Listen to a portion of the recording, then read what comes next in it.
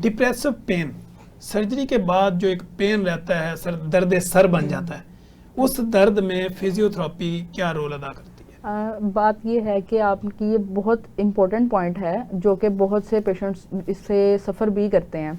जब भी कोई पेशेंट किसी भी चीज़ सर्जरी से गुजरता है तो उसको एक मेंटली ट्रॉमा भी होता है, यार मैं क्या करवाया हूँ और मैं अब कितनी देर में फंक्शनल हो पाऊँगा, मैं अपनी एक्टिविटीज़ का परफॉर्म कर पाऊँगा। तो ये एक बहुत ही इसमें एक फिजियोथेरेपिस्ट, एक जो उसका डॉक्टर जो उसको डील कर रहा है सर्जन, और तीसरा इसमें हम अटैच करते हैं अपने साथ साइकोलॉजिस्ट को इफ़ नीडेड, अगर ज़रूरत पड़े। तो ये कॉम्बिनेशन एक प्रॉपर आ जाता है। इसमें हम पेशेंट को थोड़ा सा एक तो मेंटली उसको गाइडलाइन देते हैं कि ये कोई इतना रॉकेट साइंस नहीं है। आप अगर आपकी सर्जरी हुई है और सर्जरी अच्छे हाथों में हुई है, लाइक के कोई अच्छा सर्जन मिल गया है, ये बहुत एक अच्छी ब्लेसिंग है कि आपका एक सर्जन जो है वो आपके साथ कोऑपरेटिव हो, आपको प्रॉपर जो है वो पोस्ट और प्री गाइडलाइंस दे। और ये सब चीज़ें जब पेशेंट को पता चल जाती हैं तो पेशेंट के लिए फिर मेंटली ट्रॉमा इतना नहीं वो लेता, ठीक, वो सफ़र नहीं करता। लेकिन अगर कोई कुछ गाइडलाइन उसको प्रॉपरली नहीं मिल पाती है, कुछ पेशेंट भी इस तरह से होते हैं जो कि स्ट्रेस ज़्यादा ले लेते हैं, तो उनको हम फिर गाइडलाइन देते हैं कि आप बेसिकली इसमें ये होता है डिफरेंट मस्कुलर पेन स्टार्ट हो जाती हैं कि पेशेंट सोचता है और उसको दर्द, जहाँ सोचे वहाँ दर्द, इसे हम ये कहते हैं।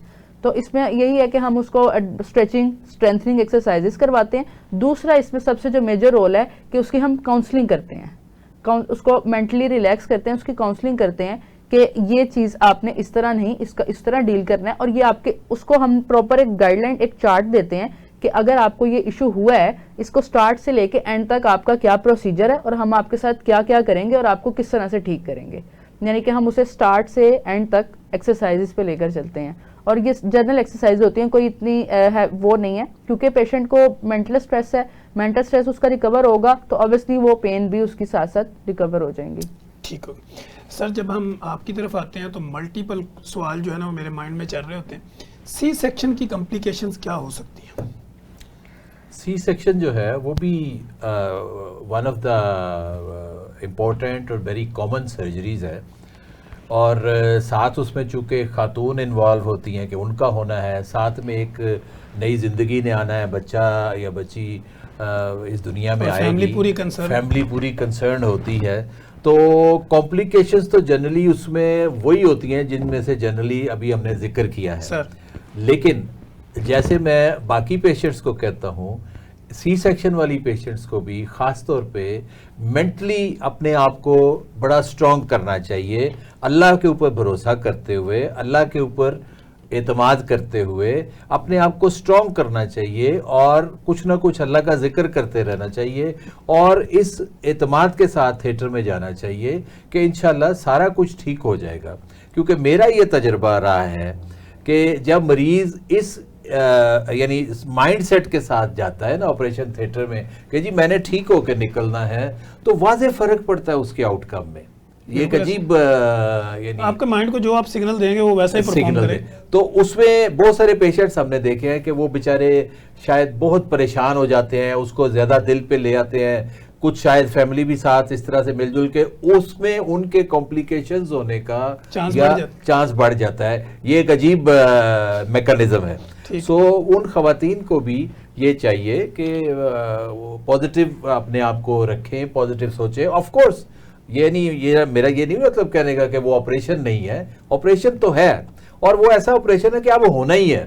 ठीक, तो जब एक चीज़ होनी है तो फिर उसको अल्लाह के ऊपर एतमाद करते हुए अल्लाह पे छोड़ के, और इंशाल्लाह अल्लाह खैर करेगा और अल्लाह खैर ही करता है इंशाल्लाह। ठीक हो गया। अच्छा मुक़द्दस, जब हम बात करते हैं सी सेक्शन की, तो सी सेक्शन के बाद लोअर बैक पेन की कंप्लेन लेके फीमेल हमारे क्लिनिकल ट्रायल में आती है, उस पेन को फिजियोथेरेपी के थ्रू किस तरह रिलीफ किया जा सकता है? ये बहुत ही कॉमन पेन है और आप कह लें 90% आजकल पाकिस्तानी जो वुमेन है उनका सी सेक्शन ही हो रहा है, नॉर्मल बहुत कम केसेस हैं।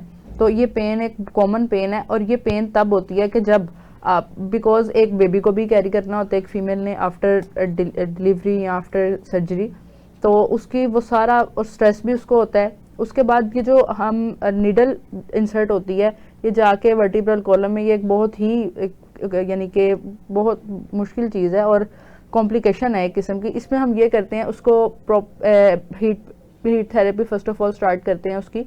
ही कॉम्बिनेशन ऑफ एक्सरसाइजेज उसको देते हैं, स्ट्रेचिंग उसकी बैक की करते हैं, स्ट्रेंथनिंग करते हैं, ताकि उसके बैक के मसल्स इतने स्ट्रॉन्ग हो, उसकी कोर इतनी स्ट्रॉन्ग हो कि वो उस पेन को बियर अप कर पाए और कंट्रोल कर पाए। उसके बाद हम उसे जो है वो गाइडलाइन देते हैं कि आपने अपनी एक्सरसाइजेस को नहीं छोड़ना, आपने करते रहना है कंटिन्यू, बिकॉज अगर जिन वेट गेन भी अगर हो जाता है, वेट जिनका ज़्यादा हो फीमेल्स का, उनको भी ये पेन बहुत ज़्यादा निकलती है बाद में। ठीक है। तो सर जैसे हम सी सेक्शन की बात कर रहे हैं, आप क्या समझते हैं कि एक सर्जरी की कितने टाइम के बाद पेशेंट को मूवमेंट कर लेनी चाहिए? ये बड़ा इम्पोर्टेंट सवाल आपने पूछा है, जो सर्जन्स के लिए भी, गायनेकोलॉजिस्ट के लिए भी, और सबसे इम्पोर्टेंट मैं ये समझता हूँ पेशेंट को ये समझना चाहिए कि जितना जल्दी मोबिलाइज होंगे उतना ही बेहतर है। ठीक। अब ये मैंने एक जनरल स्टेटमेंट दिया है, लेकिन जाहिर है ये डिपेंड करेगा कि किस टाइप की surgery, patient to patient vary करता है। आमतौर पे within 24 hours majority of the surgery में हम मोबिलाइज कर देते हैं और मोबिलाइज कर देना चाहिए, लेकिन अगेन मैं बात कंडीशन साथ ये लगा रहा हूँ कि ये हर सर्जरी पे नहीं डिपेंड करता। बाद सर्जरी ऐसी है कि उसमें अगर ज़्यादा ज़रूरत है आराम करवाने की या इमोबिलाइज रखने की, वो जरूरी दूसरी बात है। और मैं अगर आपको अपनी प्रैक्टिस बताऊँ तो मैं तो इवन सर्जरी से पहले मरीज की प्रेपरेशन इस अंदाज में स्टार्ट कर देता हूं और उसमें उनकी फैमिली को इन्वॉल्व करता हूं कि डीप ब्रीदिंग एक्सरसाइजेज पहले से शुरू कर लें, मोबिलाइज होना पहले से शुरू कर लें। ठीक।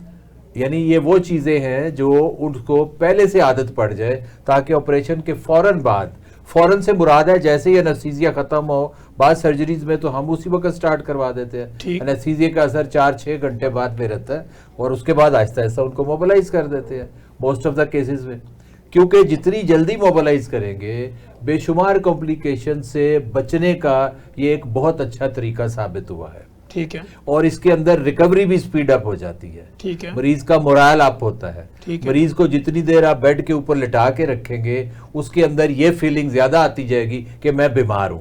ठीक है। मैं तो हिलजुल नहीं सकती या हिलजुल नहीं सकता। तो ये सारी चीजों के लिए अर्ली मोबिलाइजेशन इज अ की मेजर। ठीक है। जो किसी भी सर्जरी, चाहे वो सी सेक्शन हो, चाहे वो जाहिर है वो उसकी अगर दर्द है तो दर्द के लिए आप दर्द कंट्रोल करके उसको उठा दें, और उसी के साथ फिर उसकी ओरल इंटेक का भी, जैसा कि अभी बात हो रही थी कि उसको बेशुमार चेंजेस आती हैं उसके अंदर, तो वो उन चेंजेस के बचने का या उनको कम करने का भी यही तरीका है कि उसको ओरल फूड जितनी जल्दी हो सके हम स्टार्ट करें, ताकि वो नॉर्मल लाइफ के अंदर वापस जितनी जल्दी आ जाए। ठीक हो गया।